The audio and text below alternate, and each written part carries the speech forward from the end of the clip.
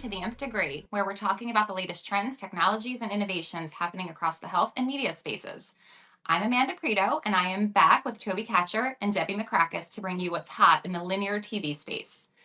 Linear TV is not dead, but its planning has become much more methodical. So let's dive in with Toby and Debbie to hear what life sciences brands need to know. Hi, Debbie. Thanks for being here.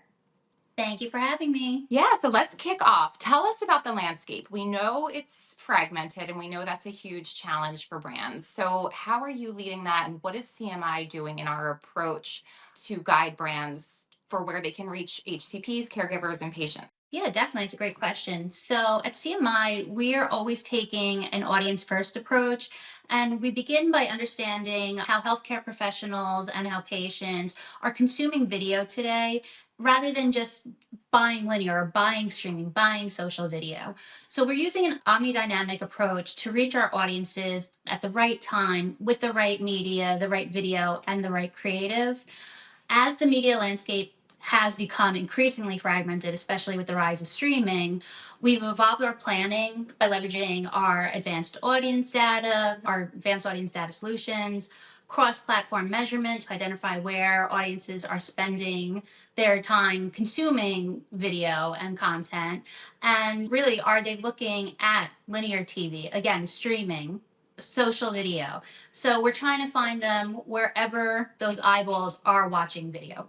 Fragmentation raises the bar on orchestration, right? It's no longer enough to just appear across the multiple screens. We need to understand what each screen contributes and where that next incremental audience can come from, right? We use that audience concentration, media consumption signals to prioritize the environment with the greatest relevance. And then we manage reach, frequency, and duplication across the varying channel tactics, linear TV, connected TV, and digital video. It's especially important within healthcare where audiences may be niche or viewing behavior can vary by disease state. Over frequency can quickly contribute to waste. The objective is to build a concentrated experience. Broad media establishes familiarity, precise channels help reinforce that message, and then measurement tells us where we need to shift that investment. So that turns fragmentation from a planning challenge more into an opportunity to make every exposure that much more intentional. Okay, great. So let's stay on that point. We're saying that linear TV is not dead. So, Debbie, what is CMI doing strategically to pair linear and CTV? Yeah, and there's no question that streaming has transformed the video landscape, but it is important to remember linear TV is still an incredibly valuable channel, especially in healthcare. At CMI, we don't view it as a choice between linear and CTV. We view them more complementary and components of a holistic video strategy, and each one serves a distinct purpose. So, linear TV, that provides that unmatched scale, the broad reach, and credibility, making it effective to really reach that older patient population. Also, in a general population, driving awareness around profile moments such as live sports. Like think of the Super Bowl and how big that is every year. News, when there's breaking news going on, and other tentpole programming like the award shows, Oscars and Grammys and stuff like that. So CTV complements this by providing reach to that greater audience precision. We're using more data, more of that digital targeting so we can get to a household level target. We can use dynamic creative capabilities to reach an audience, whether it be in a different geographic or just a different segment of the population. And advanced measurement really helps to extend the campaigns beyond traditional television. But again, I don't think they need to be looked at separately, should be looked at all holistically. Yeah, let me double down there. Where the real value added is defining the role and threshold for each of those channels before we buy or activate, right? Linear planning is now much more data informed. We look beyond broad age and gender demographics and things like audience density, disease state prevalence, programming affinity, day part behavior. It helps us concentrate linear dollars in the places they're most likely to create efficient awareness. We then use CTV to reach streaming first or lighter linear households, control frequency, and reinforce that message in premium environments. The critical point is that CTV should contribute to incremental reach, not simply reproduce the same kind of audience at a higher cost, right? by evaluating things like overlap, effective reach, channel level outcomes. Holistically, we can continuously rebalance the mix, right? The result is more deliberate cross screen strategies that preserve linear TV scale while using CTV to make the total investment more precise and accountable. Got it. So, Toby, keep going on that, especially for brands with smaller budgets. I've heard you talk about linear is primarily an awareness play, where CTV is a conversion play. Can you elaborate on that a little bit more? Yeah, I like to think of it this way: linear TV creates demand, CTV helps capture and build on that demand. They're not necessarily competing strategies, they're more complementary ones. Linear TV has excelled for years at creating broad awareness and credibility. If you're launching a new brand or an indication, there's still no better channel for quickly reaching millions of patients and caregivers in that premium, trusted environment. It establishes familiarity and puts a brand into consideration. CTV, while newer and driving a lot of momentum, it builds on that momentum that started by linear because it's audience based and addressable. We can make sure that we're focusing investment on patients, caregivers, and most likely to benefit. Reinforce messaging with a higher frequency, incorporate things like interactive elements like QR codes or sequential messaging that help encourage viewers to take the next step, whether that's visiting a website, learning more about a condition, or talking to their physician. That said, I don't think that every campaign needs both channels. Budget and campaign objectives should drive the strategy. It's If a brand has a larger launch budget, combining linear TV often delivers that greatest total impact because you get both scale and precision. When you're looking at smaller budgets, it can still work when every dollar has a defined role, right? Rather than spreading investment too thin, we focus on the highest value audience, premium environments, and intentional frequency levels. This may mean a CTV first plan, a few selective linear moments supported by CTV, or one channel executed exceptionally well.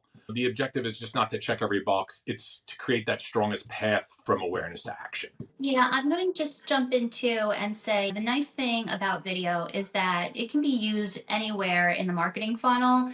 It's no longer just an awareness play, it's also a conversion player as well. So if you have a brand that has been out there for a while and the awareness is there, budgets are starting to get smaller, maybe we pivot that over to, like Toby was saying, use some interactive creative and get QR codes to drive patients or healthcare providers to the site and get that more education. Or maybe it's doing a performance campaign where you're optimizing towards whatever the conversion may be, if it's a site visit. So even with smaller budgets, it shouldn't be a hindrance to getting some sort of video on your plan.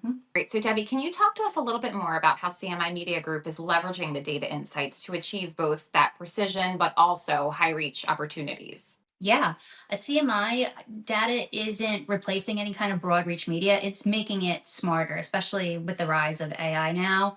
We're using audience behavioral outcomes data to identify where our healthcare professionals and the patients are consuming content. And that's really allowing us to pair those high impact, high reach environments, like I said, like the live sports and that premium television, along with streaming with a precise audience activation. This way, we're able to maximize our scale while minimizing the waste. And we're ensuring that clients are really reaching those right audiences in the moments that matter most. Then we're using all of the measurement that's available to us, cross platform measurement, and making ongoing optimizations and continuously refining our campaigns to improve those business outcomes. Data is everywhere, and there's nothing we have but an abundance of it. We're certainly using it to determine which programming, publishers, high impact moments provide that strongest audience concentration and the best opportunity for incremental reach. That may mean pairing a broad cultural moment, such as a live sports or premium tentpole event, with more precise CTV activation around the households or behaviors that matter to a brand, right? We then make sure that we evaluate the combination through reach, frequency, attention, brand lift, other downstream actions, not just impressions in isolation. This creates a feedback and measurement like loop between planning, buying. Data informs where we invest, performance shows what's working, and we shift dollars accordingly.